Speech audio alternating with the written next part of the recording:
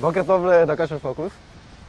בוקר טוב. החלטנו לקום קצת מוקדם ולהגיע פה לנמל יפו. יותר מדי מוקדם, אם אתה שואל אותי. יש איתנו פה עוד מר בחור. כן, אילן גרייצר. כן? לא זה. זה לא. אילן גרייצר. אהלן. יזם. טבח. צלם. הרבה שנים, כאילו בערך איש אופנה. זהו, מה הקטע של הלבוש? כן, מה אתה כאילו, מה, אנטארקטיקה? אני עוד רגיל מאנטארקטיקה? אנטארקטיקה, כן, אנטארקטיקה. הייתי בדצמבר. וואו. זה הקיץ באנטארקטיקה, לא כדאי לבוא בחורף. ומאז אני עוד חי את הדבר הזה. מקבלים את זה טוב בתל אביב, את הלבוש הזה? כאילו... ועדיף מאשר שאני אלך הפוך. עדיף עם... עדיף לבוש בתל אביב מערום באנטארקטיקה. בדיוק. יאללה, הון, שאלות. בוא ספר לנו קצת על התהליך, איך זה מתבצע. קודם כל יש... האוניות שנוסעות לאנטארקטיקה זה מין ספינות מחקר רוסיות משנות ה-60, שוברות קרח, והסתבר לנו שזה די חשוב. בדיעבד. כדאי. מאיפה הן יוצאות? מאיזה מקום בעולם? הן יוצאות מעיירה בשם אושוויה, העיירה הכי דרומית בעולם. בארגנטינה.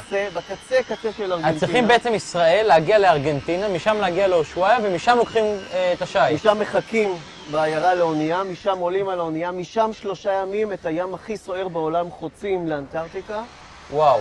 ואז אתה מבלה בערך 8 עד 14 יום באנטארקטיקה, תלוי בסיבוב שאתה עושה ובמזג אוויר. מה יש שם באנטארקטיקה? באנטארקטיקה יש קרח, אוקיי. פינגווינים וקרח. מפתיע. מבחינת תמונות, מה מצלמים שם? אני רוצה לנסוע לאנטארקטיקה. מה מצלמים? אנטארקטיקה, קודם כל זה מקום אחר. צילמתי באלסקה. אנטארקטיקה זה ארץ הקרח, זה היבשת הכי גבוהה. אוקיי. הממוצע שלה הוא 5 קילומטר. הכל קרח. יש רק רצועה קטנה של אבנים ליד הים, ושם מרוכזים כל החיות. וואלה. אז זה כלבי ים, מושבות של עשרות אלפי פינגווינים שאתה הולך ביניהם, הם לא מפחדים. אתה יכול לעמוד מטר מפינגווין, ולפעמים הוא ניגש ונוקש לך ברגל, למשל. להמחשה בלבד.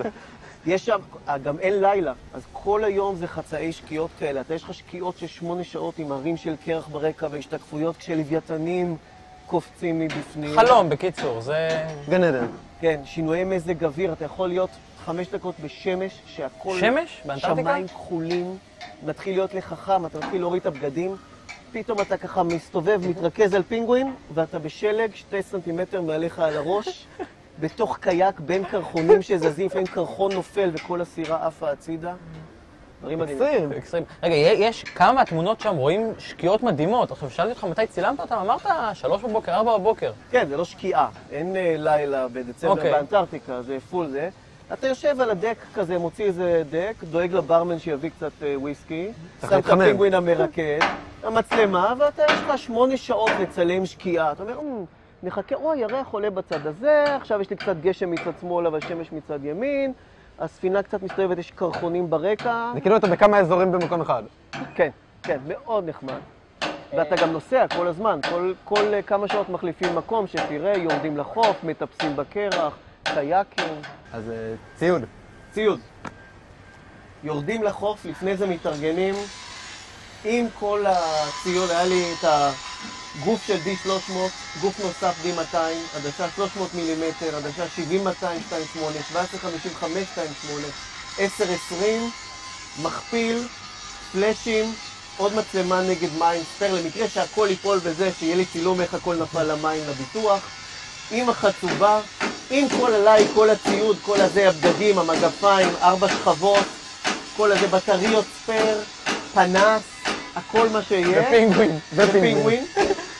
ואז שאלתי, הצלמת של נשיונל ג'אוגרפיק על הספינה, ניסיתי להרים את התיק שלה, היא סחבה פי 2 יותר ממני, ורצה לפני כולם לצלם כל מיני פינגווינים. אתה יודע, בגלל זה היא עובד בנשיונל ג'אוגרפיק, ואנחנו מצלמים ביפו. כל הנושא של צילום, כל מה שהזהירו אותי עם קור שהבטריות נגמרות, קודם כל הכל בלוף.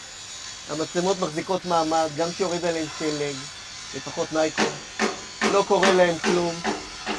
והבטריות נגמרות כי אתה מחזיק 4 שעות את המצלמה לחוצה בפוקוס. זה לא להרים, לפקס ולחכות שעה. טוב, און, הבנו. בא לי לפגוש, כאילו בא לי גם פינגווין כזה. אז בוא ניסע. מה הבעיה? עכשיו, נובמבר, דצמבר. סגור, כמה עולה העניין? טונה קטנה, 4,500, 6,000 דולר. לפני טיסה לשם. לפני טיסה, רק מהאונייה לאונייה. אז און, מה אנחנו עושים? עזוב, אני כאילו, קודם רוצה רגע. לראות הוכחות אם זה שווה. במקרה, אוקיי. יש פה בקונטיינר בשבוע הבא. רגע, מה זה הקונטיינר? זה יפו? נמל יפו? כן. פאב? זה הבאת אותנו בר? לפה.